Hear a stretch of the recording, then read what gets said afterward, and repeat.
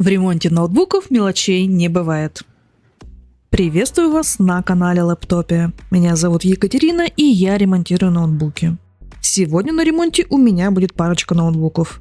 И если с первым все предельно ясно, КЗ-ПБ+, то со вторым все не так просто. Но обо всем по порядку. На поддоне обнаружила трещину. Интересно, как она там оказалась. Но я догадываюсь. Отключаю аккумулятор и начинаю разборку ноутбука. Откручиваю винтики и не забываю открутить спрятанные вот этими резиночками. Винты откручены. Разбираю ноутбук дальше. Аккуратно снять поддон не получается, так как один винт прокручивается. Как раз со стороны трещины. Совпадение? Не думаю. В несколько подходов мне все-таки удалось его открутить. Поддон ноутбука снят, и я уже вижу кулер, который не хочет стоять на своем месте. И да, крепление петель, похоже, тоже сломаны. Масштаб повреждений на вашем экране. Крепления петель сломаны, надо будет их восстановить. Работы тут немного, но так оставлять не стоит. Ну и что мы тут видим? Конечно, кокобяка на радиаторе. А вот следов залития или механических повреждений я не обнаружила. Немного пыли, но это не считается. Еще раз внимательно осматриваю плату. И так как ничего не нахожу, предлагаю сделать несколько замеров. В режиме измерения сопротивления один щуп на землю, другой на первый попавшийся кондер ПБ+. Не КЗ, конечно, но очень близко. Хорошо бы проверить первый входной MOSFET. Уж очень часто они выходят из строя при КЗ по 19 вольт. Но сейчас он целый. Можно сказать, повезло. Предлагаю заглянуть под микроскоп. Кстати, плата у нас LA E791P. А мы отправляемся на поиски, скорее всего, керамики. Ищем любую аномалию. В большинстве случаев неисправный конденсатор видно. Внимательно осматриваю плату. Что мы ищем? Царапины, сколы, трещины, потемнения. Ну, все, за что глаз цепляется. И знаете, кажется, я кое-что заметила.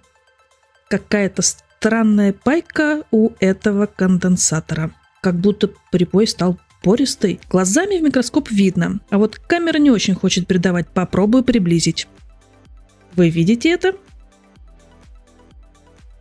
А вот и трещинка. Видно? А если сменить угол обзора? А сейчас увидели? Лайк, если увидели. И снова перехожу к припою. Это явно не есть норма. Если есть идеи, почему он такой, пишите в комментариях. На соседнем конденсаторе тоже есть некая пористость, но в меньшей степени. Для сравнения, вот так выглядит припой на другом кондерчике. И выглядит он абсолютно нормально. Или вот еще несколько конденсаторов. Но предлагаю вернуться к нашему подозреваемому конденсатору. Лучший способ убедиться, что дело именно в нем, это его выпаять. Чем я и предлагаю заняться. Добавляю капельку флюса и припоя. 2 паяльниками, все как вы любите. Снимаю с материнской платы неисправный конденсатор. Снимаю. Удаляю. Демонтирую. Проверяю, ушло ли КЗ. Сопротивление нормализовалось. Можно приступать к восстановлению креплений петель. При помощи кафутера и черной туши приступаю к восстановлению. Пропорция 1:1. Размешиваем кафутер. Добавляем эту смесь, пока не застыла, на сломанное крепление.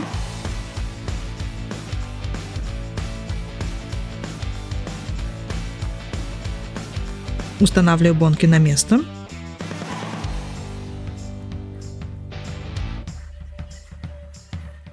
А вот в этом случае можно помочь горячим паяльникам. А вы все еще используете соду и суперклей? Наращиваю по высоте стойку. И почти готово.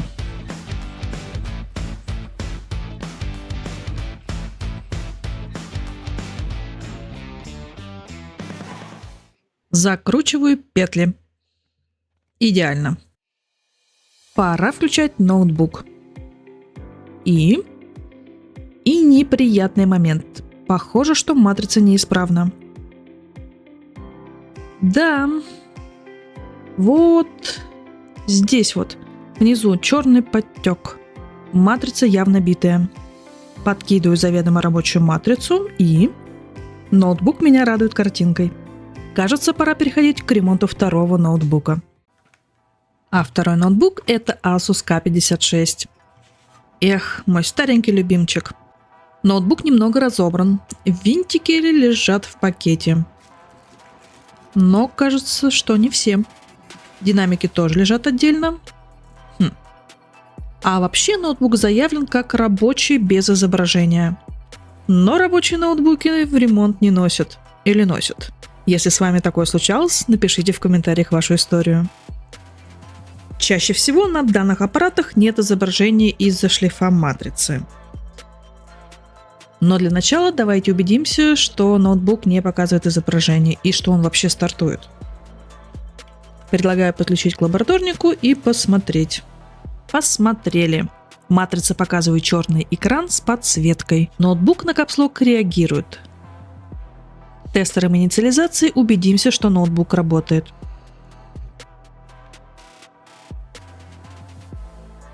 Да, тестер пискнул. Ноутбук стартует, но не показывает картинку на матрицу. Кстати, на рамке матрицы отсутствуют винты. Надо бы посмотреть, может, матрица не подключена. Давайте разберем экран. Это будет сделать легко, так как рамка отходит и с трудом держится. Такое ощущение, что держится она только на одной защелке. Сейчас подцеплю ее и... Ну вот и все. Снимаю рамку матрицы.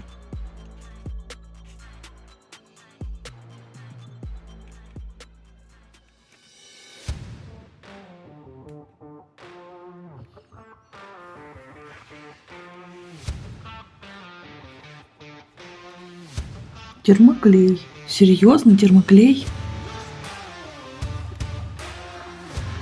Термоклей. Ладно.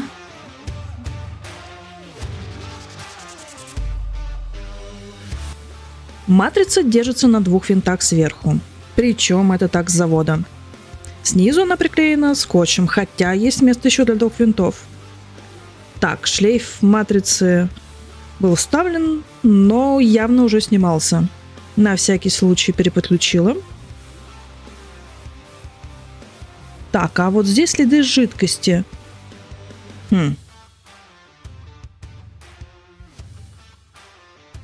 Переключил подходящие винтики.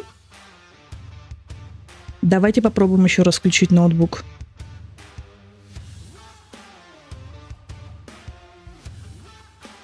Кто-то будет этот термоклей убирать. Видимо, я.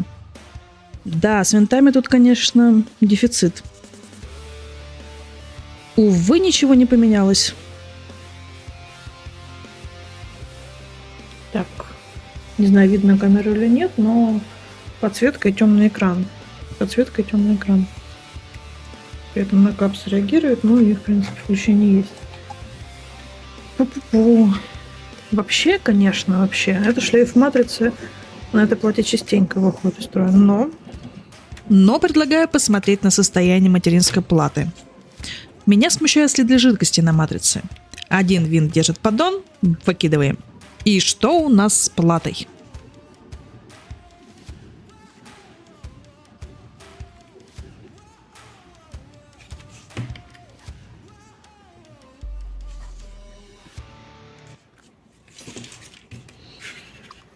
Какие-то следы есть.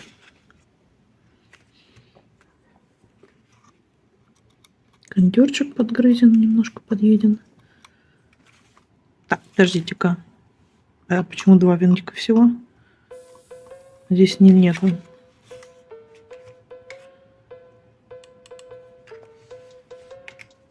И здесь тоже не хватает. Наверное, стоит разобрать все-таки полностью.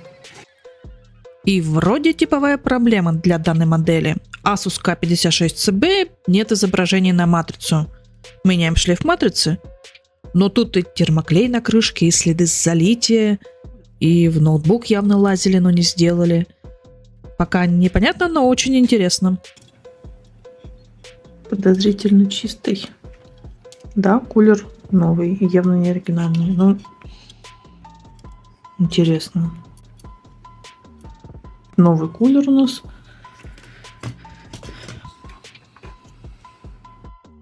А еще батарейка, насколько мне известно, не рабочая. Не знаю, родная, не родная, вроде мененная. Так что продолжаю разборку аппарата. Откручиваю все винтики. Нужно будет посмотреть на обратную сторону платы. Снимаю модуль Wi-Fi. И защитная пленка не держится. Отстегиваю. Все лишнее. О да, плата залита. И по наклейкам видно, и по следам на плате. Не знаю, чем залиты. Что-то темное. Пробовать не буду.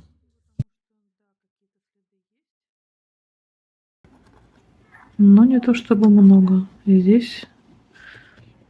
Единственное, вот здесь вот тоже вот момент. Но это как-то все очень поверхностно. Не может из-за этого не быть картинки. Странно.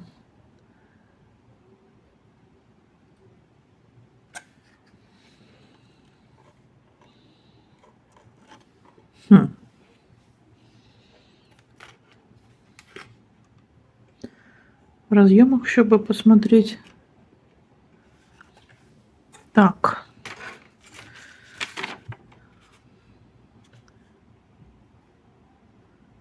Пленочка, в принципе, нормальная. Что еще у нас тут? Стоять. Ха, а шлейф-то прогорел?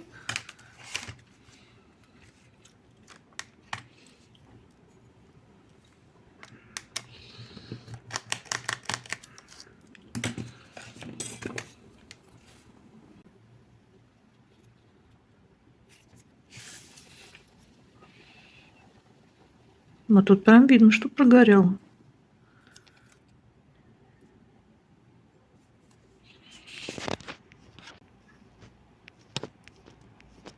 Ну что ж.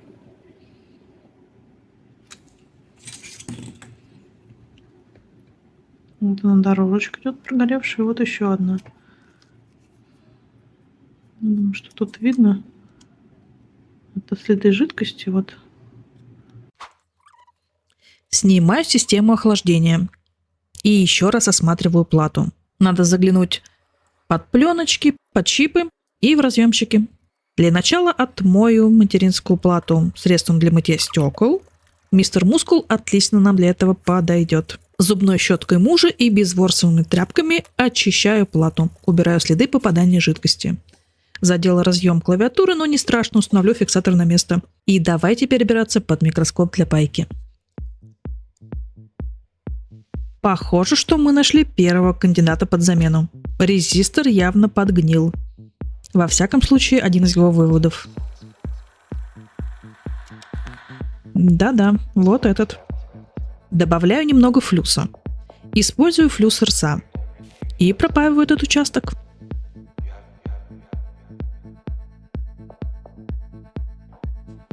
Демонтирую этот резистор. И припаиваю его одним выводом. Вот так. При помощи мультиметра измеряю сопротивление. Не получилось. Немного процарапаю скальпелем. Попробую еще раз. Отлично. Меняю резистор.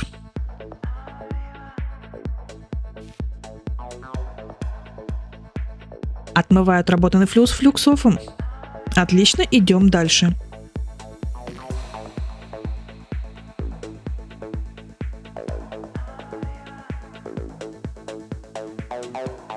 А вот и еще один кандидат на замену. Один вывод прилично потемнел.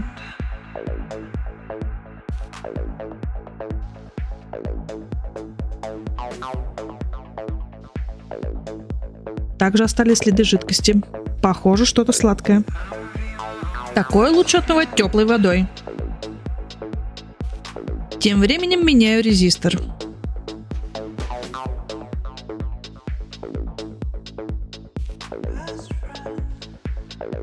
Возле кодека тоже кое-что осталось. И также отмываю теплой водой.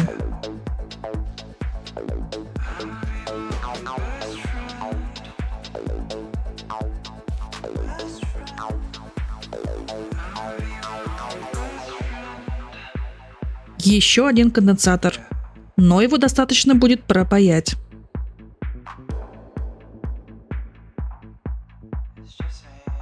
Готово.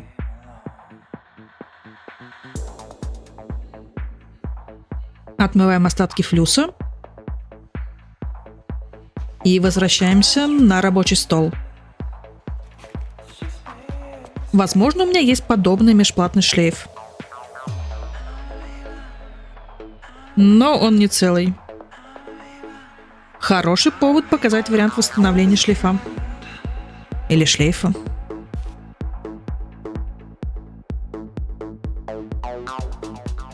Итак, подготавливаю его к пересадке дорожек. На шлейфе донора зачищаю пару дорожечек. И срезаю. Горячим паяльником выпаиваю их. Паяльник 350 градусов у меня. Аккуратненько с краю залуживаю. Здесь наношу паяльную пасту. В этом моменте снизил температуру паяльника до 280 градусов.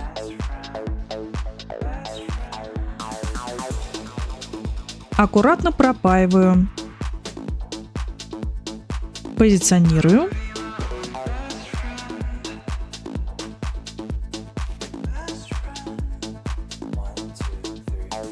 Фиксирую термоскотчем.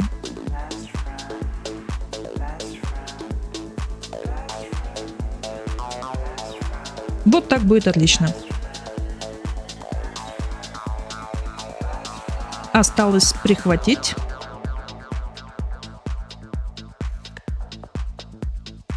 Аккуратно придерживаю дорожку.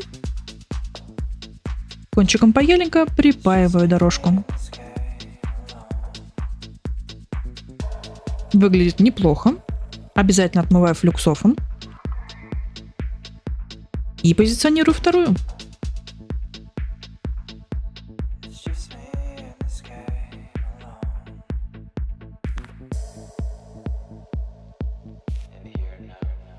Все так же фиксирую термоскотчем.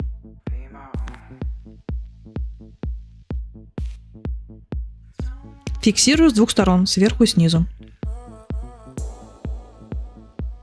И по аналогии с первым, аккуратненько буду припаивать.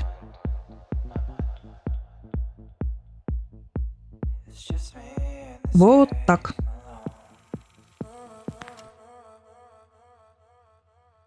При необходимости добавляю паяльной пасты. Да, вот такое подробное видео по восстановлению. Никогда не знаешь, когда пригодится. Конкретно на этот ноутбук, конечно, можно найти и с разбора. И в принципе полно универсальных шлифов. Но сама технология, как говорится, лучше знать.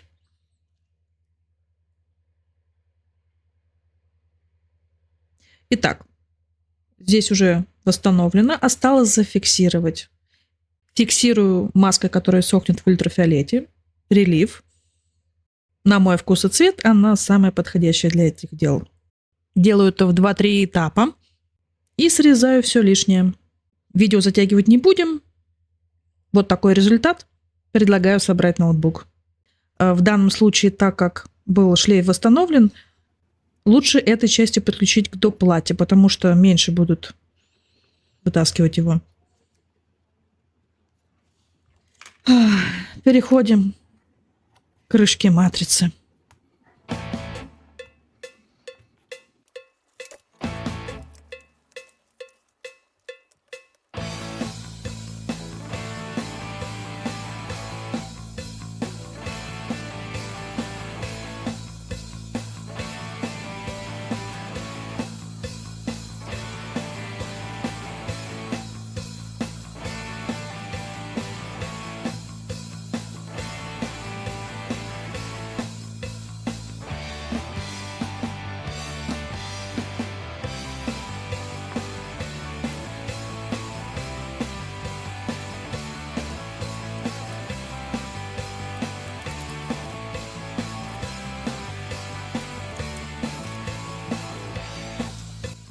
Еще и динамик не от этого ноутбука. Хорошо, хоть донор есть.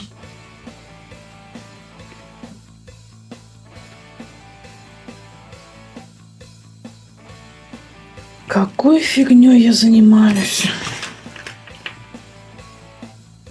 Ну, так, получаешь высшее образование, а потом термоклей очищаешь.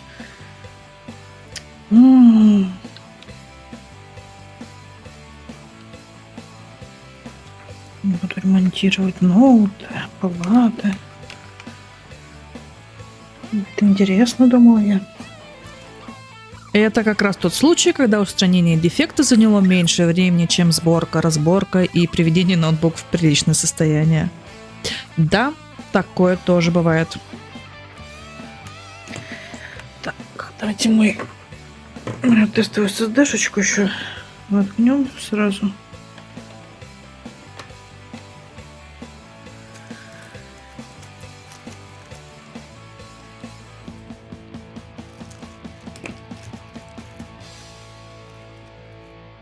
Включаем ноутбук и ждем картинку. Картинка не заставила себя долго ждать. И нужно еще провести несколько тестов, прежде чем отдать этот аппарат. Хотя, казалось бы, типовая проблема – шлейф матрицы. Надеюсь, видео вам понравилось, и я жду ваши комментарии, чтобы прочитать и по возможности всем ответить. Алло. Прямо сейчас не могу говорить, занята. Ну как, чем ремонтирую.